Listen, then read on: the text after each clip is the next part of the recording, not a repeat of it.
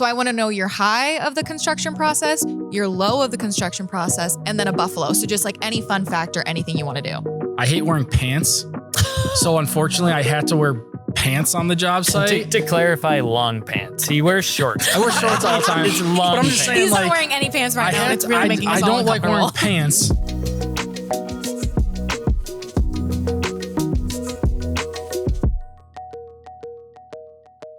Hey there, everyone. Welcome back to Our Herd, the Toledo Zoo's official podcast. We're your hosts. I'm Corey. I'm Caitlin. And we're coming back at you from a really great episode with our mammal management team. How cool is that? That was a lot of fun. We filmed with Coral and Tenley, our mammal managers, and this time we are filming with their direct competition.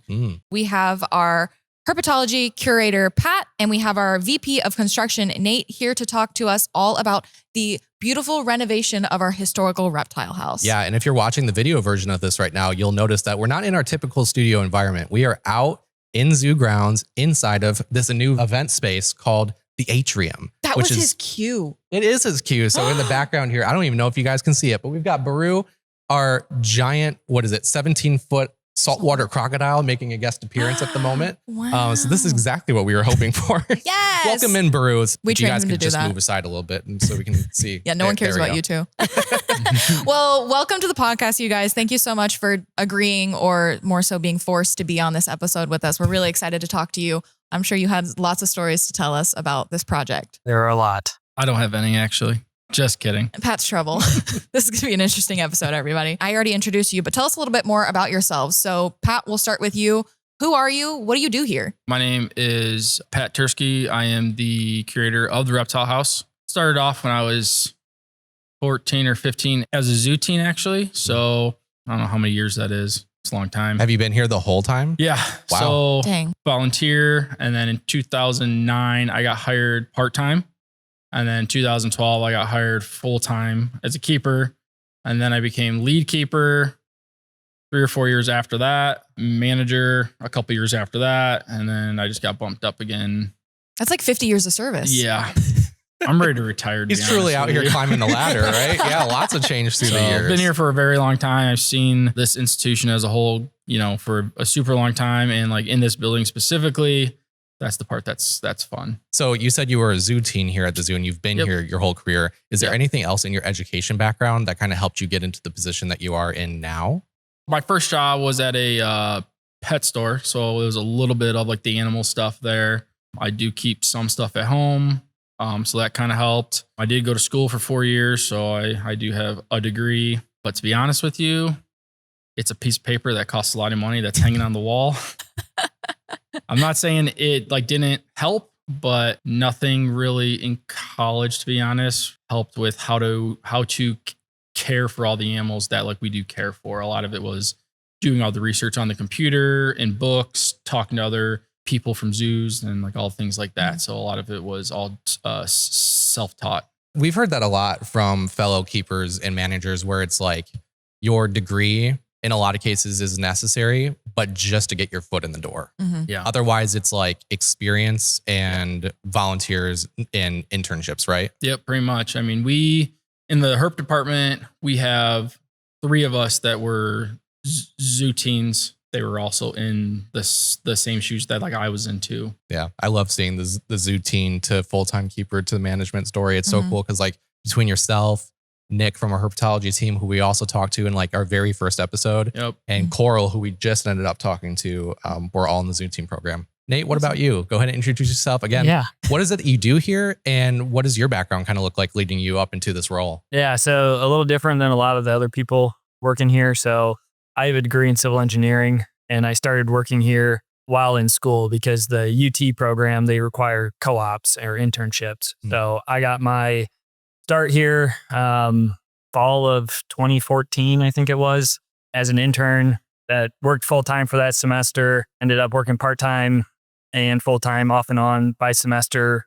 And then the spring before I got my degree, the zoo was hiring a full-time position for a project engineer position when we were getting ready to start the Museum of Science renovation. So I worked kind of full-time while I was finishing out my degree. Once I finished that out, started truly full-time here and went right into the museum project and all the stuff that kind of led into that. So I've had my hands on a lot of different pieces of the zoo for the last 12 years now, which has been exciting. So like that's where like it's a little different as I get to do a lot of different pieces and kind of form relationships with a lot of different groups around the zoo. So like before this project, it was with the brown bears. So I got to, talk with those keepers and get to know them a little bit better. So that's awesome. My background. And we've seen a lot of change in the last 12 years here at the zoo. So we can't wait to talk to you more in this episode and all the projects that you've been involved with, and more specifically this most recent one with the Reptile House.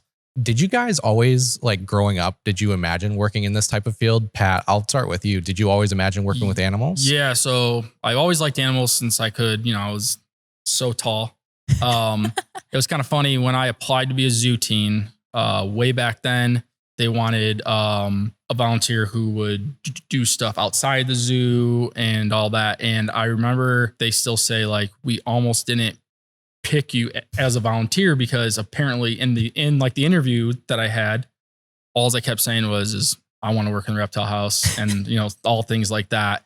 So I almost did not get picked for that. And if I didn't get picked, who knows if I'd be sitting here now. So ever since I could remember coming here to the zoo, I always said like, I will work here one day. And that was the goal. And like, there was no other option. You manifested it. That's cute. Pretty much. Yeah. Now, a lot of keepers that we talk to, they say they wanted to work with one animal and then they worked with that animal and are now working with something completely different. Is that the same for you, or has it always been scaly things? So as a kid, I kind of kept a lot of things at home. Kind of like I said, I like had some birds and some mammals. And then as kind of I got older, I got into herps, and then it kind of just stuck. They're super interesting. They don't eat all the time, which means they don't poop all the time. So taking care of them is real easy. To be honest with you, it's kind of fun to take care of things that most people that like they don't like or they're scared of. Right. So, that's kind of the fun part. And also like most reptiles in the zoo world, at least, like they're not like, I want to, come here, like, all that kind of stuff. It's like they're not friendly at all. So to me, that's interesting. I like taking care of like the oddball stuff, and in the reptile world, that's the oddball stuff. Nate, what about you? Did you always grow up playing with building blocks and just like watching Bob the Builder? Yeah, no, I definitely always knew I wanted to be in construction. So growing up, I was a Legos and a Connects kid. So I would build all kinds of stuff. That was always my thing. Like get something for Christmas and have it done within the next day. So it was always just like that challenge of the next thing I could do. But yeah, I always wanted to do construction. I did civil engineering just because I knew I could do the math portion and thought it was more marketable. My internship before the zoo was actually with Rudolph Libby, so a local construction company. So yeah, and then when I found out the zoo kind of had the same thing, I kind of jumped on it, and it's been fun because it's always interesting. Like there's always something new. You kind of got to look at. We never do like the same thing twice. Like we use similar details, but they're always like used in a different manner. Where like some companies you go work for, you build 1,000 Walmarts in your career, and it's just like, wow, I built another box, like great. So this is at least different. Like you get a big crocodile that we get to support and build them a new home. I'm sure it's really rewarding. Yeah, that was gonna be my follow-up question. Is like, so you've always imagined yourself working in construction and around this field, but did you ever imagine yourself working at a zoo doing that? No, until I saw the internship posted, I didn't really realize the zoo had that type of role.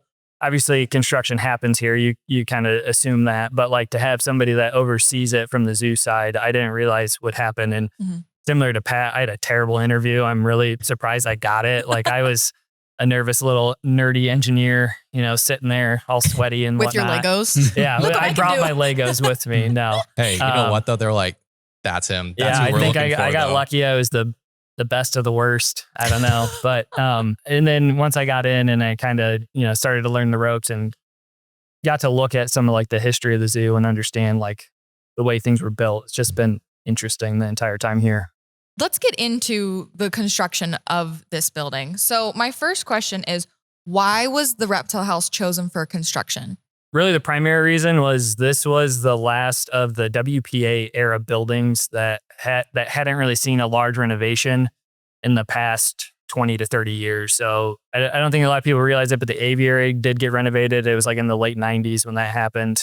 And then the aquarium, and then the museum, and then now the Reptile House. So that was really one of the big reasons. And also it was just kind of in need of it. There was just some stuff that was in disrepair that needed to be cleaned up. And then I think the other big thing was this was like our only building on campus that didn't have air conditioning. So it was always hot here in the summer, which I think most reptiles liked for the most part. To an extent, but the people didn't so much. So that was a big goal for the project, was to add the air conditioning. So, and for people who never visited Toledo Zoo, why do we choose to renovate a lot of the buildings that we have here on grounds rather than like tearing it down and building a new one? Is there any significance to these buildings? Yeah, so we have 5 WPA-era buildings, so Works Project Administration. So those were all built to kind of help us get out of the Great Depression. So it was like a government-funded initiative. Yeah, it was a government-funded initiative, and the primary funding from the government was to go to labor to get people back to work and stuff like that. So all of the materials that you see up in the building, the historic part, were all salvaged from around Toledo. So they tear down buildings, bring the brick back here to build the exterior. Same with like the wood and all that type of stuff. You would think that like, oh, it's just a slapped together, like really sloppy build, but really it inspired a lot of creativity and artistry, correct? Yeah. So they're actually very solid. They're a pain to renovate just because they are like, there's just, 2 foot thick of brick that is like what makes up the walls. So just trying to get into those to add on to it or make a new opening or anything like that is just a headache. I mean, it's a testament, like this building is about 80 years old and, lasted up until now. And we did some structural repairs to it, just some cracks that have happened in the exterior over the years. But for the most part, this structure's solid. So it didn't really need a whole lot. How much planning had gone into making this project happen? How long before ground was broken did planning start? And when did things like really kind of pick up? And then were you talking to Pat and his teams the entire time, working alongside and scheduling this out?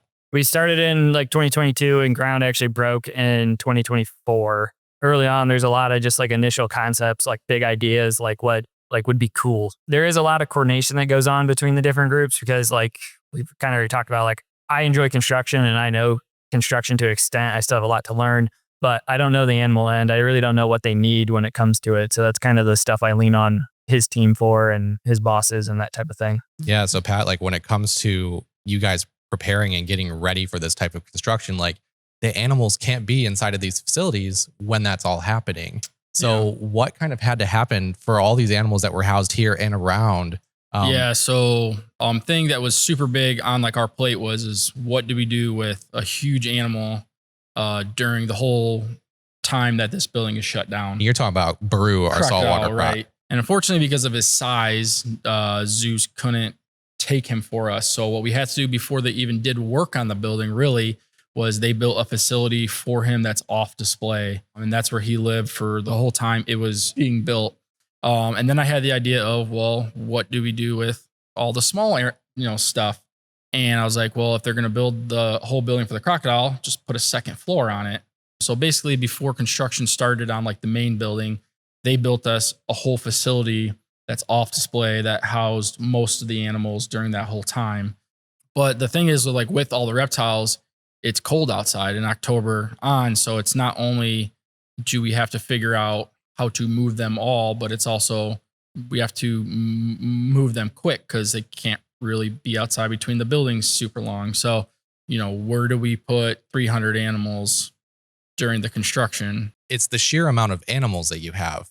But also as an accredited facility, it's our responsibility to make sure that during their transfer and after that transfer is made that they're being cared for, right? Yeah. I remember seeing you like in the conservatory, like you said, building the different, spaces that they were going to hold in. Yeah. And it just seemed like a very big project that sounds like you had to do in a short amount of time. Yeah. Pat did not get a lot of sleep. No.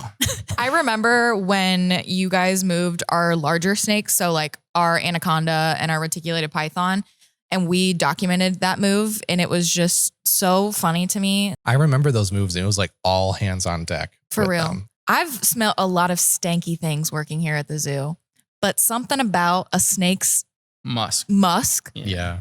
My eyes were watering. I'm gagging. And y'all are laughing at me. And you're like, smell my finger. Because we have to laugh because it's so disgusting. It's true. If we didn't laugh, it's just like, what's the fun of that? Yeah. But I do remember that being disgusting. It's kind of funny. I always have the whole thing of like, well, if you're a true herper, you would just take some of that and just War paint. baseball, or whatever, like war paint. But that's kind of gross. That's disgusting. Okay, moving on. Moving on.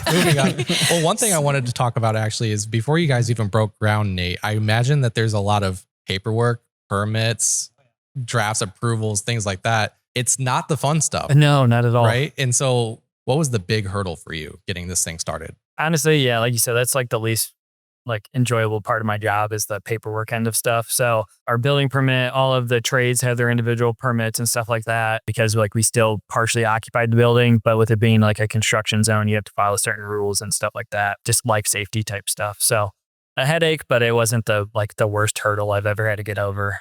And it's something that like you said, other people in construction don't have to think about. When you're building, like you said, a Walmart, you don't have to think about where am I going to put an 18-foot crocodile. Yeah, so like with that structure that we built for them, so there's a pool in there and there's a land space, and the lower level is actually 2 layers of wall with sand and foam in between them. Because one of the concerns we had from coordinating with everybody were the vibrations of all the construction equipment and jackhammers and all that stuff going to impact him.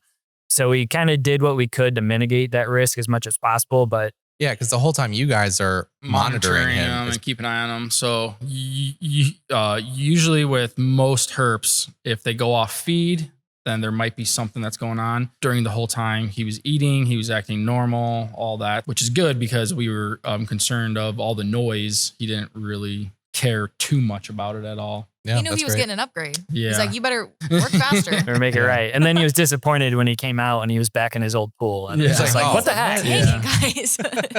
Just a little bit longer. Yeah, just a little bit longer and we'll get you in this bigger one, which he absolutely loves, by the way, from what I can tell. I think that the most fun thing about the live construction site here was walking by a building that just straight up said in all bold letters in red, caution, live crocodile, do not enter, danger. So yeah, you don't typically run into that on construction projects, I would assume. Yeah, that's always a fun part is understand that this is an active zoo. There are dangerous animals. These animals can hurt you.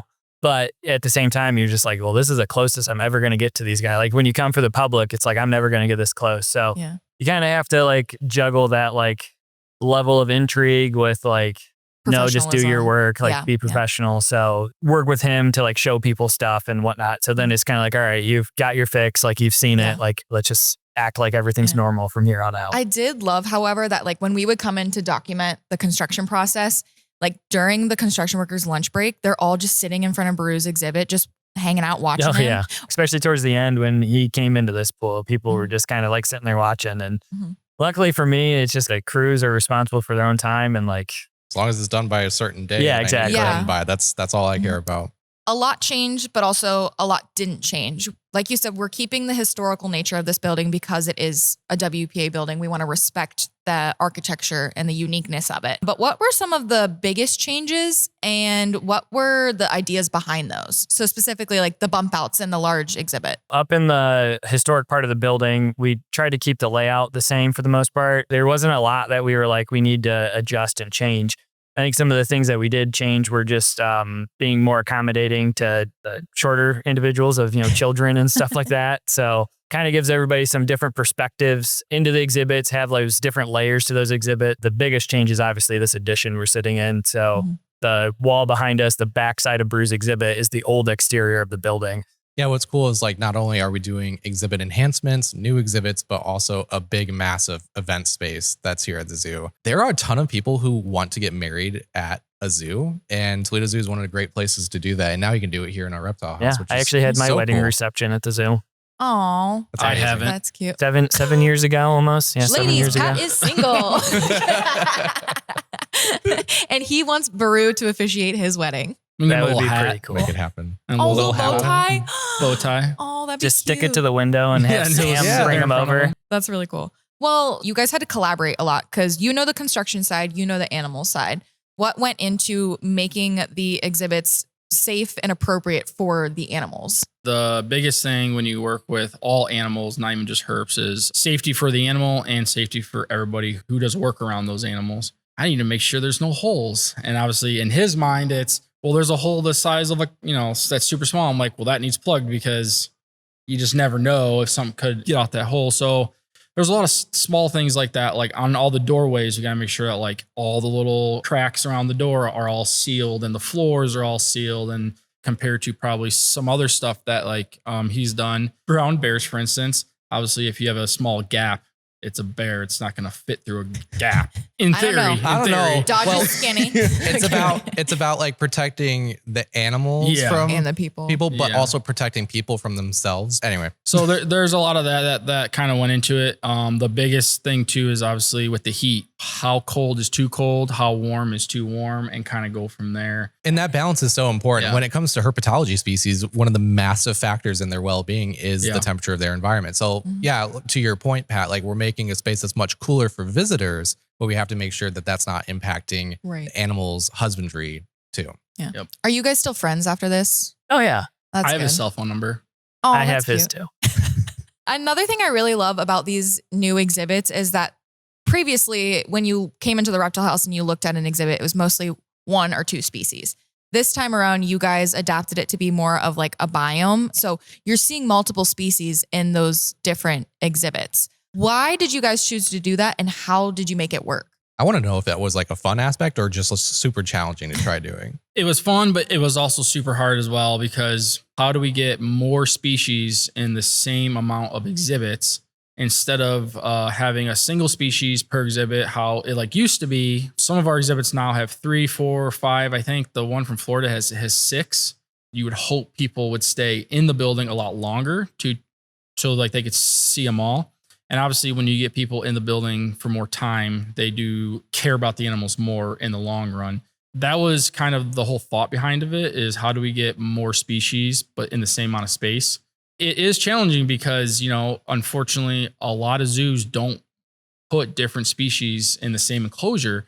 So a lot of the stuff we did is we were like, it might work, it might not. I think I brought in like 100 animals for this. I think we only got rid of like a handful of stuff. So we didn't get like we didn't send stuff out.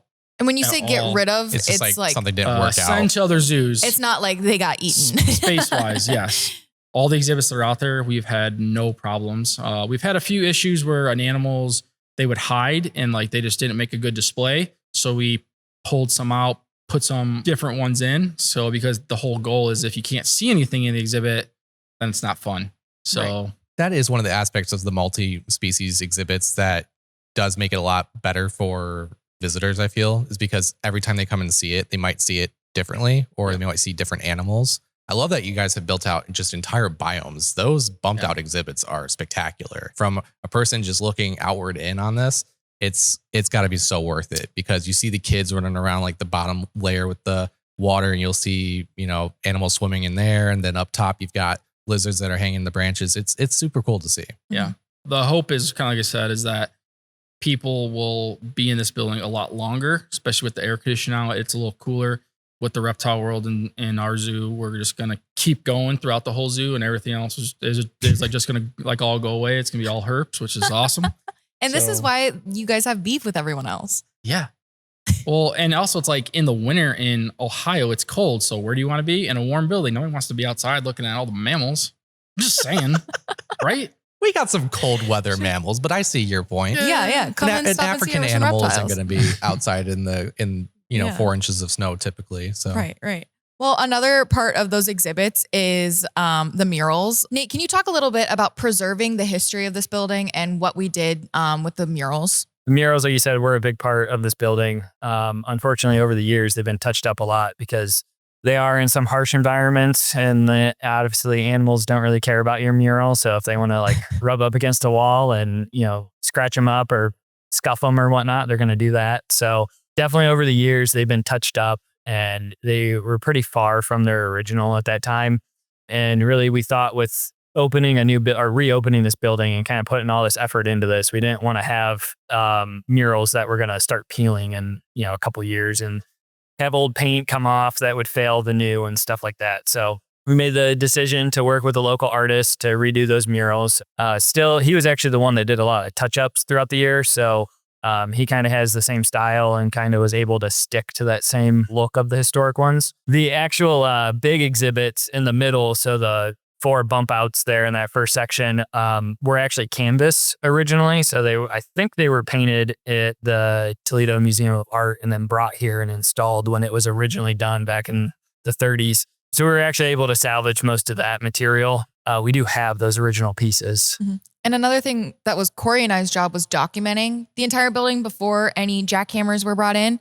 So we did take photos of all of those murals and just everything else historically to, document the building. I think it's cool, like in the original version of it and in this more updated next generation version of it, that we've worked with local artists to make that happen and bring those to life. What were the name of those artists, just so we can kind of give them a call out and thanks? The one that's most known is Forrest LaPlante. He did a lot of work at the aviary as well. So he kind of did a lot of like the initial touch up after the buildings were first opened. And I think he was a part of the crew for the original installation. Nick Hartzell is the name of the muralist who did all the work inside here. That's great. And then there was also Arthur Cox, right? He did all of the what is it called? Didn't Arthur Cox do a lot of the stonework? Yeah. Which that stuff's still in here. Yeah. So he did all of the stonework. He was a very talented stonemason. He actually had lung disease from all of the stonework he did. So while he was doing the stone carvings for this building, they would actually send him stone to his house because he was not like well enough to come in and do the work. So he would do it at his house. Oh my gosh. So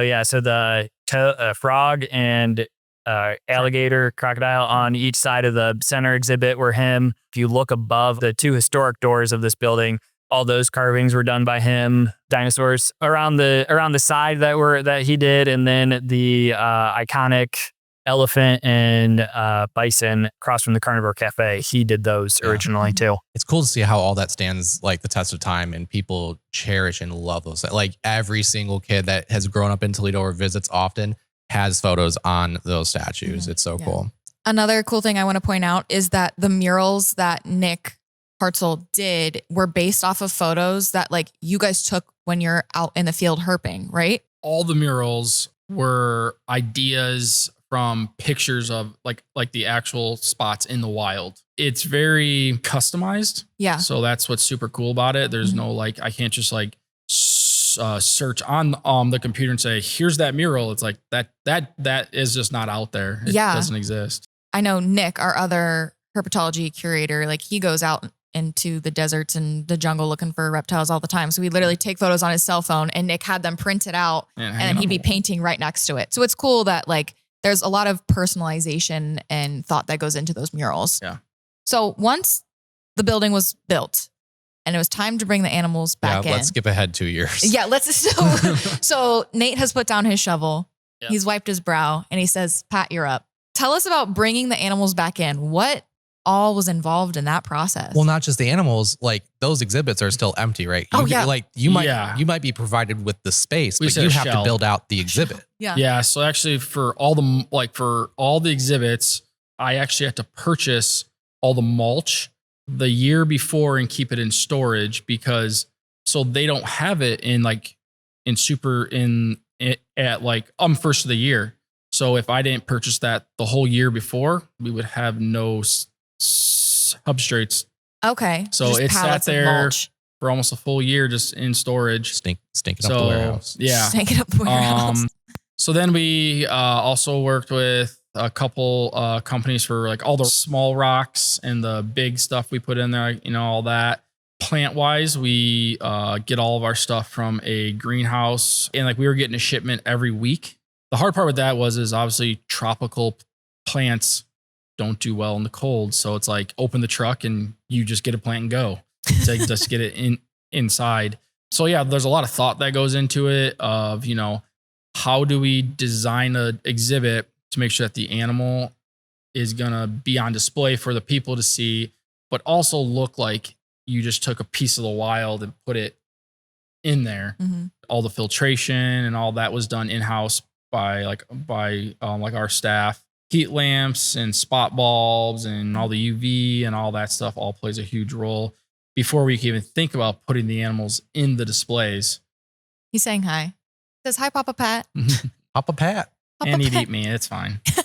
Actually, well, speaking of the exhibits, this is a good time to talk about this guy. So when it came to this exhibit, Nate, what about this space is a bit more unique from other things that you may have worked on? a lot, honestly. This is one of my first exhibits that I've done here that is actual glass that's holding back the water. So a lot of our other exhibits, like in the museum and then over at Malawi, those are all acrylic. So we had contractors who do that type of stuff all over the country were the ones who installed that. This glass was installed by a local contractor. So there was a little bit of a learning curve. And also these pieces of glass are massive. So they each weigh like 2,500 pounds each, like a piece. So we were setting a couple of them and we did have 2 of them break, I think. No, the first one broke and the second one showed up broken. Yeah, that's what it was. Yeah. And when people hear about it breaking, you're like, oh my gosh, are these things fragile? It's like in certain pressure points, correct. Yeah. They can be fragile. Yeah. What happened was the one piece, like just the very tip hit a bolt and that's it. Like it was just like, it just took a little tap and it just shattered the whole thing. So, and also there's 4 layers of glass. So only one layer of that glass broke. Okay. So this isn't going to shatter, right? No, Okay, no. There was an engineer, who was very smart, a lot smarter than me, did all the tests. They, did a little thing of like how fast a crocodile can strike, and across the zoos just have standards for certain animals. So like bears, your minimum standard for glass is 2 inches and stuff like that. So it's built to withhold not only him, but all that water that's in here. Correct. Yeah. And the other fun part of this was we started setting this glass from this side of the room of the panes there, and it was just a big headache. So what we actually ended up doing, which luckily we had the skylights on here, was they craned in all the glass. So they craned it in through the skylights and set it in from the inside of the exhibit. It really sped up the process and smoothed it out, but it was just a fun sight to see because it was just scary too. It's like, oh look, giant piece of glass, and it's a suction cup that's and holding it's just suction cups holding it all up the way up there. Crazy my technology and science on display. Yeah. So we had these pieces here, and then there's 3 new pieces on the old exhibit. So those were actually challenging too because they weighed just as much, and there was a much tighter window to try to get them into. So. And when Baru came back into this exhibit or came into it for the first time, that was a little bit of a challenge getting him from his old pool up a tiny little ramp into this one. It was like a few hours. Oh, it was like an almost. And then Baru was like, no, I'm just going to. I don't like that. Yeah. So he does well with things that are like new, but obviously going from the old exhibit through the shift door, he has never seen that before. So obviously it's a whole new experience for him. So trying to just get him to go over to that area on the land, crawl up that like big ramp and go over into there I honestly didn't think he would do it the first time, but it obviously worked out pretty well. Y'all had some deer legs for him though. And some chickens. And then you drop a chicken and we're like, deer legs is what he kind of is like, oh, it's a good motivator. I'll move for that. Yeah. So but it worked out pretty well. What is it about this exhibit that's different from his old exhibit, and why is this a better fit for him? The opening roofs are huge for him. So obviously if the weather is above 73, we can open that up. In the new exhibit, when you're looking from the side view and you get to see like his true size, you're just like, he's a dinosaur.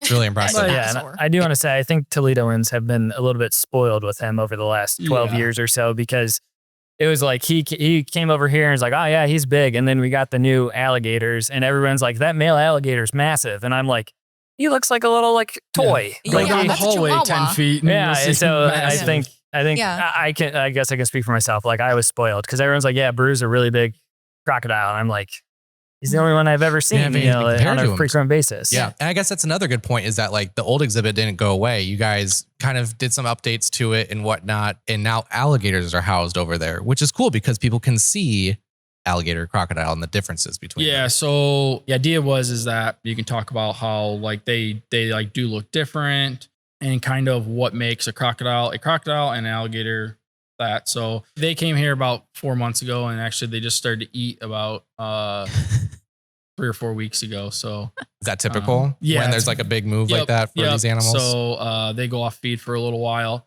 The goal is to actually train them to come up on like the edge of the beach and do like not really a show, but like a little talking thing, come out of the water and all that kind of stuff.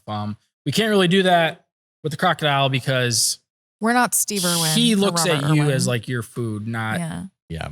he would not hesitate. Oh, look, here's the rat, or like, whatever. He's like, well, I'm looking past the rat. Yeah. But what is cool about this exhibit is you guys now have a little lever thingy that you can. An arm. A what? It's an arm. Okay. You have an arm that you can put out over the water to do feeds with Baru. Yeah. So saltwater crocodiles are known to actually jump out of the water for their food. So Nate installed this arm thing up top and suspended down. And I think the highest we got him to jump out so far is like 4 or 5 feet straight up out of the water. It's so cool. Which is super cool. That's crazy. And I love watching him, like his little tail, not little tail. His tail will touch the bottom and you can see him like gearing up and the muscles like contracting. Yeah. And then his little belly. Yeah. I'm just saying it's little because it's cute and I want to tickle his little toes. When he's propelling himself out of the water he like goes that, almost straight up and down. Is that mostly coming from his tail? That's all tail. It's just kind of like shaking. Because that's just all muscle, right? I would hate to get hit by that tail. Yeah. That's like a razor scooter to the ankles, but like death. That's a good analogy there. Right. I like that. That's awesome. So other than Baru, what animals are you most excited for people to come see at the newly renovated reptile house? Croc monitors are super cool. That's the display in the center of the reptile house. So the one thing about that exhibit is it's super nice and like super big and like spacious. And even though that big lizard is supposed to be up in the trees, a lot, he sits on the ground and it's like, come on, man. Come on, dude. We built this nice big exhibit with all these big trees and you're just likes hanging out on the floor. He seems relaxed, but yeah, he likes he's the doing ground. fine. He like eats, he just, but he's just chilling. He just hangs out on the floor and you're like, man, come on. Those beautiful trees that you guys built. I know. As the months goes on, hopefully you get more comfortable. I've seen him hanging up there for a few times. Speaking of beautiful trees, I need to give Nate kudos for his beautiful rock that he built outside of the front of the reptile house. We put together they did. I didn't do anything. A rock garden with like a new statue, and Nate constructed the rock that the frilled dragon statue is sitting on. And I just want to give you your applause. I didn't know for that. Yeah. It looks great. That was a last minute decision. We got this statue sculpture delivered and it was always going to be like sitting on something. And it was kind of one of those things I was just like, it'll get figured out. We'll figure it out. We'll find something to put it on. And it got day of that it was here and we set it. And I was just like, I guess I'm building a rock. The week of opening, you're out there building a rock. No, it was the week prior. Okay. It was right before Dark Frog Dash because my wife and I ran the Dark Frog Dash and we went around it and I was like, hey, look at my rock. And she's like, looks really nice. And we got done and I was like, hey, let's go back there. And I went and grabbed a spray bottle and was like spraying it down, trying to keep the concrete wet. And there's other people running and she's just like, who's this weirdo just up on this in this rock bed? And I'm just like, you got to do what you got to do. Yeah. So when y'all come out to the reptile house, give the rock a look. If you see Nate, tell him he did a great job. We're very proud of Nate for his rock. Now that everything is concluded, how did this project go in your opinion? So the way I want to do this is I wrote it down. It's called High-Low Buffalo. I do this with my friends and family. I don't know if you've heard of it. So I want to know your high of the construction process, your low of the construction process, and then a buffalo. So just like any fun fact or anything you want to do. So what is your high-low buffalo of the reptile house? Nate, do you want to go first? I know my low. Tell us your low first, Nate. Go for it. I thought I knew my low. Probably working with me. No. It's fine. My buffalo is that I got to swim in this pool before Baru did. So. Yes. We filled the pool. There was some concerns about leaking and stuff like that. So we were doing some tests. So me and the superintendent for the project got swimsuits on and goggles and dove in, and it was cold. It was fresh off the tap. Some of that footage? Yes, I got a call from our graphic designer. She was on grounds and she's like, hey, you might want to pull up the cameras. Nate's swimming in the pool right now. I might be able to insert that clip. Cannonballs. Oh, we're definitely going to We weren't doing cannon. We jumped in once and it was, that was probably my most random thing we did here was get into this pool, which I did it before he got in the water because it's now pretty nasty and I wouldn't want to get in there after him. Yeah. It's not that nasty. It's clear. It's clear. It's just the fact of knowing that he would he had been in it, hitting the opening date and stuff like that. Like that's a pretty just a good moment. Like actually seeing the skylights work the first time. Like that was a lot of fun. I would say that my low moment was either the glass breaking the first time and having that panic moment of are we going to get replacement glass in time to also just the leaks that we had in the front of the building, just having to deal with that. Like, it's just like one of those like depressing things. Like, you're like, all right, we're at home stretch. Like, let's get these filled. Pat can kind of take over from here. And then, you know, coming the next day, it's leaked. And it's just like, oh my goodness. Like, Not quite done with it. yeah, not quite. Well, hopefully, like all the work has been worth it. You know, Oh, you've been yeah. able to see people enjoy this building, and Mhm. you and your team did an amazing Yeah, job. no, we had great contractors on this job. My superintendent from Speaker, Max, He was I great. couldn't have done it without him, honestly. Like, he was a big part of this whole thing, where like he really, you know, helped me and kind of looked over things and really kept things moving to get to that end date. Excellent. Pat, what about you? High, Hello, low, buffalo. Probably like the high moment would be putting all the displays together. It's something that I like to do a lot, actually. Each exhibit is like a piece of art.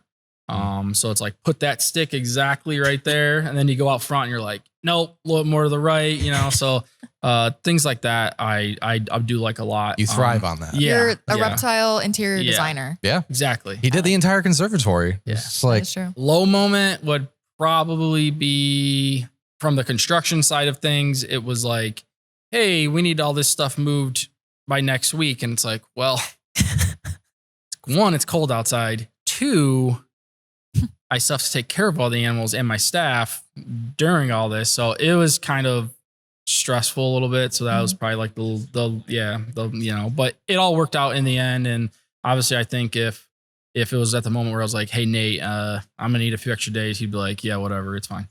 So, you guys made it happen. then. yeah. Yeah. Yeah. You guys made it happen. Buffalo. I hate wearing pants. So unfortunately I had to wear pants on the job site. To clarify, long pants. He wears shorts. I wear shorts all the time. It's long But I'm pants. just saying, He's like, not wearing any pants right now. And it's really making us I all don't like wearing uncomfortable. pants if I don't have to, but they're like, you have to wear pants. And I was like, man, it's so hot and miserable in here. That's just kind of That's a funny. good But buffalo. I like yeah. That is. Great. Well, fun. Thanks for indulging in my little high-low buffalo. Well, now let's get into another fun section. And we're getting close to the end here. Yes. This is our Zoomies. So my first unofficial Zoomies question is, did the construction workers / herp staff ever get the Zoomies working on this project? You're always posing the question up for people. I always think about the animals. So I want to ask Pat, like, what animal in his mind has, like, you know, Zoomies that you might not typically think of. Yeah. And for Nate, on the construction site, who was the one that was sprinting around causing havoc? And I was all over the place a lot. oh, so it is Actually, Pat. that's a really I good could point. lie. It probably was Pat. Pat He- does get the Zoomies. I was over here and I was over here and I was upstairs, down, I was He'd call me, everywhere. be like, hey, what about this? And then he'd be like, and then he'd call me like an hour later. Hey, what about this? And I'm just like, all right, Pat, let me finish the first thing you called me about. Pat, what about you? You, your staff, or animals that get the Zoomies that people typically wouldn't think about? We were getting in a bunch of animals for this like building. The company who like we got them from, he's like, hey, I'm going to ship in a week. And all of a sudden he's like, oh, I meant tomorrow. Like, oh, thanks, dude. Perfect. Thanks. Excellent. I would say Okay. when you first started putting animals in, I would classify, was it the Mertens were in that one bump out? Is that what they are? Yeah. You'd almost call that Zoomies when Yeah. they were just Mhm. like all over the exhibit, just Yeah. diving They in the water, up and out. There was one species that I really remember that was super hard to photograph because of how Fast. hyperactive and fast, and like they just would not stay still. They're like the green lizard that Green tree was monitor? yes, the green tree monitors. Oh my Yeah. gosh, those guys were insane. Yeah, but then in the exhibits, they kind of just sit there and hang out. And Oh, they're of all course. Of course chill. they do. Okay. Of course. You put them in like Yeah. your little thing, and they're like, They just "See don't ya." like cameras, I guess. Yeah. Gosh. Okay. All right. So next, our first official Zoomie question. If you had to build a house for yourself using reptile to exhibit standards, what feature would you steal? This would be awesome. What are you talking about? I already kind of have that at home, to be honest with you. I'm not surprised. I mean, mine would be, I grew up a swimmer, so I loved like pools. So I would, if I could have like this pool like in my backyard, I'd love that. That Yeah. would be, I would take the skylight. That was I mine. would have a skylight. That was mine. Like the opening, like Yeah. just like you're Because sitting like there, just you're having like a rooftop is press just the like button, and it's just like yeah. That'd be really cool. I that'd be think awesome. Really cool feature. mine would probably be like the big trees in the Croc Monitor exhibit. Just like have that entire exhibit in the middle of my house. I can just go out for there. your cats. Lay my cats, You lay could- a You hammock. could hang yeah, a I was thinking hammock on a it. hammock. Yeah. Yeah. If this renovation had a movie title, what would it be? That's a good one. There were Not movie moments buff. where it was like The Hangover there sometimes. Like, Oh, I can see it. yeah. Just chaos sometimes. Yeah. The Hangover. I like it. Okay. The herp over. Yeah. The herp over. Yeah. All right. My last Zoomies question is, did you guys get to decorate your hard hats? I didn't. No. Boring. One of the keepers put a sticker on mine. Yeah. But that, Yeah. that was it. I hated having to wear them because we come over here, like I said, to document the construction and it messed up my hair. Yeah. Every Trust me, you're time. telling me. Like I got a big colic right Hard here. hat head was And yeah. Oh rough. man, that's gotta be rough for You're you. probably Pat. like chafing. I know. Yeah. Well, He's got baby powder on his head. All right. I want to just thank you guys so much for sitting down and talking with us. It's been such a long process. I'm sure that you've lost years off your life. You've lost all your hair, Pat. I'm so sorry. But it's come to fruition. It is an amazing exhibit, and I think the public is really enjoying it. So props to you, claps to you, and your keepers as well, and all of your supporting staff as well. Nate, I think you guys did a fabulous job. Well, thank you. all of this stuff wouldn't be possible without our incredibly supportive community. So like I talk about our community of donors, supporters, and like the taxpayers of Lucas County. Because like when it came to our recent levy and other levies that we've done in the past, most of that funding is towards our capital projects. When you're thinking about a capital project, this is one of those where it's renovating and maintaining these historical monumental buildings that draws so much economical wealth to this region. Huge thanks to the community for making it all happen. Yeah. For sure. To add to that, we're talking about this, but like there's a lot of different departments at the zoo that made this all happen. I mean, you guys were obviously included in that, like, you know, documenting everything throughout the process, taking the final photos. I mean, our graphics team, our donor relations people, all of them. Like there was a lot of hands that kind of had all come together at the very end to make this possible to hit that opening day. It wasn't just him and my crew. It's just you and Pat with a shovel and a dream. Yeah.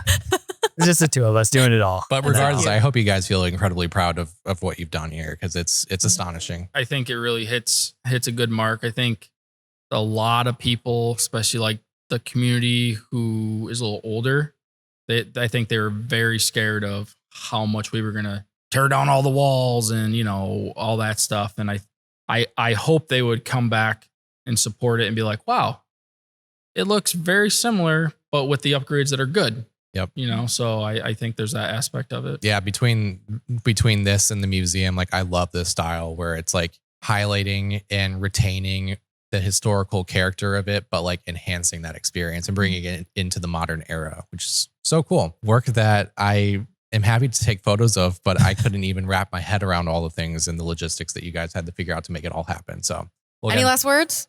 Negative. No. What did you say during my one video? Quesadilla.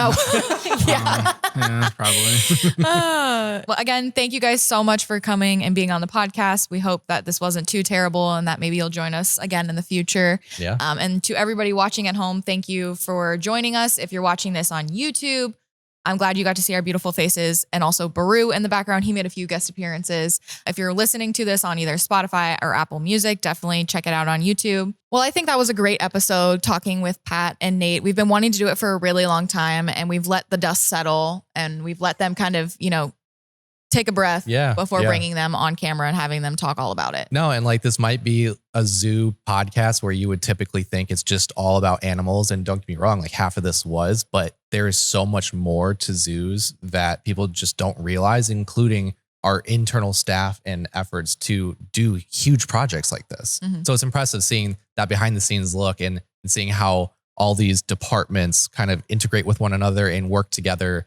to make huge renovations like this work. Yeah. And I look forward to future renovations and talking with Nate more. I've already seen so many people come into the reptile house and just be amazed by it. But I know that, you know, the more that people come out, it's just going to get even better. Yeah. So if you're listening to this now and you haven't come out this year to visit the reptile house, I would say it's no better time than to come and do it right now. Mm-hmm. Summer is wrapping up. We're heading into our fall season. So there's all kinds of events and things to do here at the zoo. Classes, workshops, general public events, paid special events. Like there's so much that we've got gearing up here. Yeah. Some special ones that I want to point out. Every Wednesday in September and October is our Senior Discovery Days. So Wednesdays in September and October, seniors can take advantage of free admission and activities every single Wednesday. It's a great time to come out. There's like coffee and little like muffins that you can get for free at our North Star Bakery. There's different activities like bingo. We have different musicians come out. It's a really great time. And another really fun thing that's going to be happening is on September 23rd, seniors can come out and get a free tour of the reptile house with probably Pat, honestly. Probably Pat. I wouldn't be surprised if it was Pat. So that would be a really great one, especially if you haven't seen the space yet. Yeah. And even if you had visited this space, it's really cool hearing from somebody who works in the building firsthand all the changes that have happened. Don't forget that we still have our twilight evenings going on. And that's where on Wednesdays and Thursdays, we're open until 8 and the zoo closes at 9. The evening hours are so great to visit here at the zoo. You see some more activity from animals that you wouldn't typically see in the morning time.